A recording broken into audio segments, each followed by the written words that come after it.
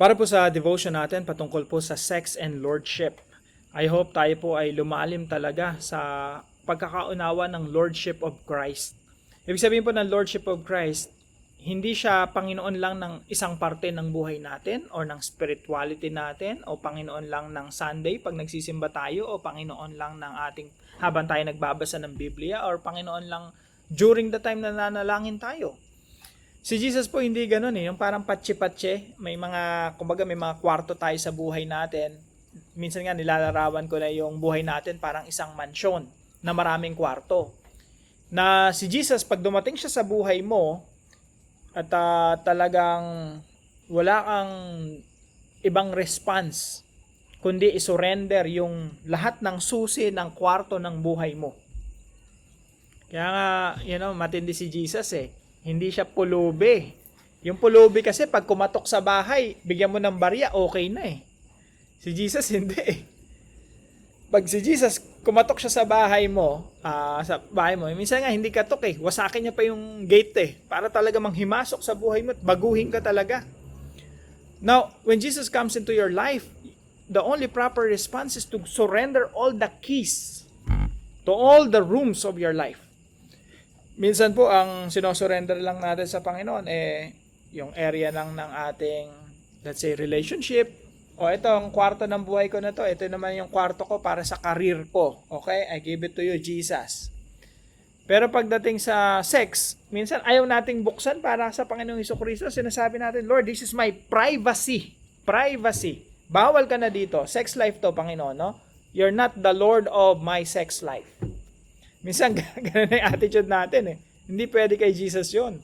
Hindi siya pwedeng papasok siya sa buhay mo tapos hindi mo surrender lahat ng susi ng iyong buhay. Pati yung sinasabi nating private life, wala yun. Kailangan surrender mo yung kay Jesus, manghihimasok talaga siya sa pintuan, sa kwarto. So kahit sa pinaka-private talagang papasok si Jesus sa buhay natin. Now, meron pa pala isa, no? Minsan yung pinakahirap na hirap yung tao. Kapag ang isosurrender na kay Jesus yung susi ng finances, no?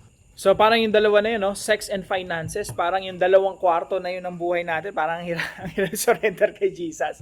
Pero mga kapatid, if you want to have a meaningful life, if you want to have a beautiful life, lahat ng kwarto ng buhay natin dapat bukas. At sabihin natin kay Jesus, Lord, this is the keys, all the keys of my life.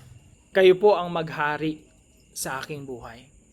Na mga kapatid, kung itong devotion natin ay first time mo napanood, mayroong nag-share sa iyo nito, siguro ito yung time para kausapin mo si Lord and sabihin mo sa Kanya, Lord, I surrender my life to you. I give my life to you. Kung pakiramdam mo, yung buhay mo walang kabuluhan, tama lang na maramdaman mo yun, no? Kasi kapag nagkaroon ka ng pakiramdam na, Lord, life is meaningless, walang kabuluhan, walang patutunguhan, walang direksyon, sa mga ganung pagkakataon, dun mo makikita si Kristo na may kahulugan ng buhay kung ikaw ay naka kay Kristo. Apart from Jesus Christ, life is nothing and meaningless. At kung ikaw ay nabubuhay sa kasalanan, huwag kang mag-alala. Ako rin, no? Lahat tayo nabubuhay sa kasalanan. Hanggat tayo nasa laman, magkakasala tayo. Pero pakatandaan mo, si Kristo ay naparito upang iligtas tayo mula sa tiyak na kaparusahan sa ating mga kasalanan. At ang ating Panginoon Jesucristo ay napako doon sa krus ng Kalbaryo upang akuin lahat ng kaparusahan na para sa atin. And that's the message of the gospel. Na merong salvation kay Jesus.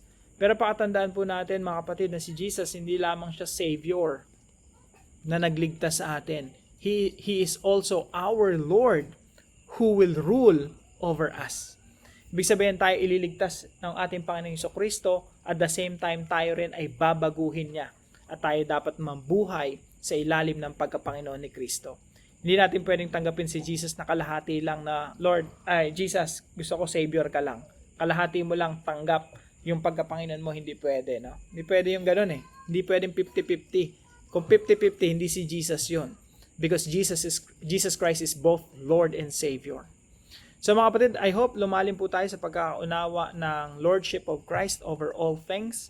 Yan po ang battle cry ng mga New Testament apostles and writers. Yan yung pinaglalaban talaga nila, na Jesus Christ is the Lord of all. Magandang umaga po sa bawat isa sa inyo.